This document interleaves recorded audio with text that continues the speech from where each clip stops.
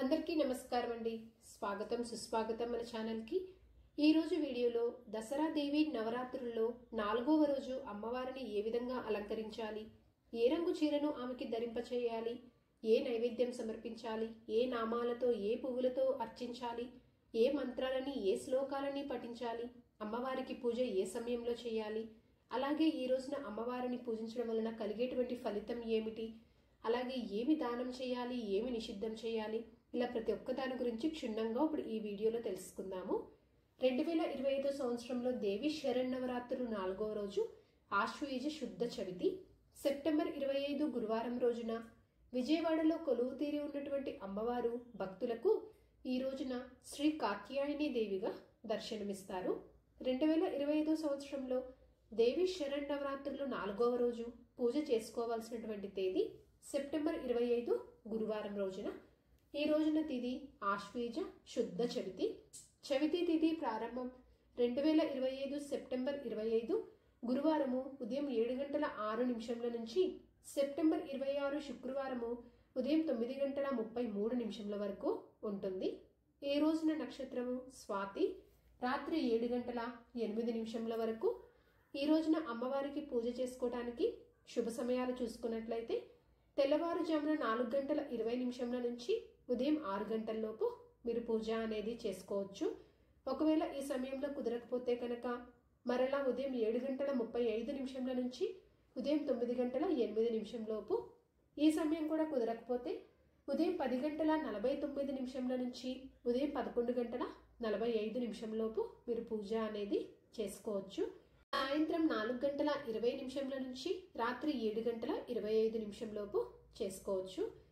ఈ రోజు అమ్మవారికి శ్రీ కాత్యాయని అమ్మవారికి పసుపు రంగు చీరని ధరింపచేయాలి. అలాగే కాత్యాయని దేవి అమ్మవారిని ఈ రోజున మందార పువ్వులతో కానీ మల్లె పువ్వులతో కానీ పూజించాలి.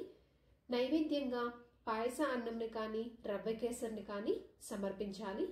ఈ రోజున తప్పకుండా చదవలసినటువంటి స్తోత్రాలు శ్లోకాలు వచ్చేసి ఈ రోజున కాత్యాయని స్తోత్రాలు కానీ లేదా కాత్యాయని దేవి అష్టోత్తర శతనామావళితోటి అమ్మవారిని పూజించడం కానీ లేదా ఓం శ్రీ కాత్యాయని దేవ్యై నమః అనేటువంటి ఈ మంత్రంని యథాశక్తి మీకు ఎన్నిసార్లు వీలైతే అన్నిసార్లు పఠించడం వలన మంచి ఫలితాలు అనేవి ఉంటాయి. ఈ రోజున అమ్మవారిని మనం పూజించడం వలన కలిగేటువంటి ఫలితము యువతీ యువకులకు కోరుకున్నటువంటి భాగస్వామి లభిస్తుంది. అలాగే విజయం ధైర్యం కలుగుతుంది. వివాహపరంగా ఏమైనా ఆటంకాలు అనేవి ఉంటే తొలగిపోతాయి.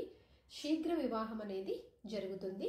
ఇప్పుడు కాత్యాయని దేవి యొక్క మహత్యం గురించి తెలియజేసేటువంటి కథ గురించి తెలుసుకుందాము.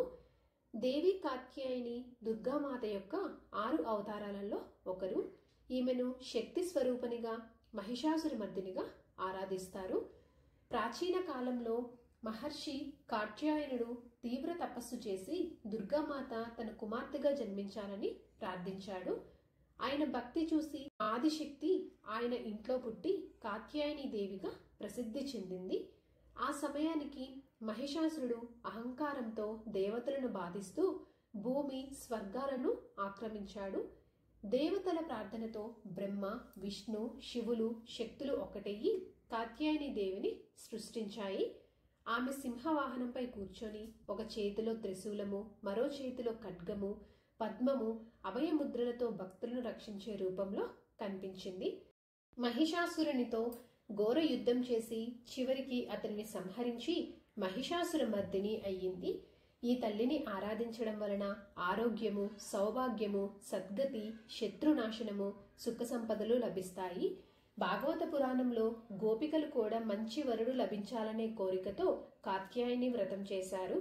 ఈ వ్రతం ఇప్పటికీ అమ్మాయిలు భక్తితో చేస్తున్నారు.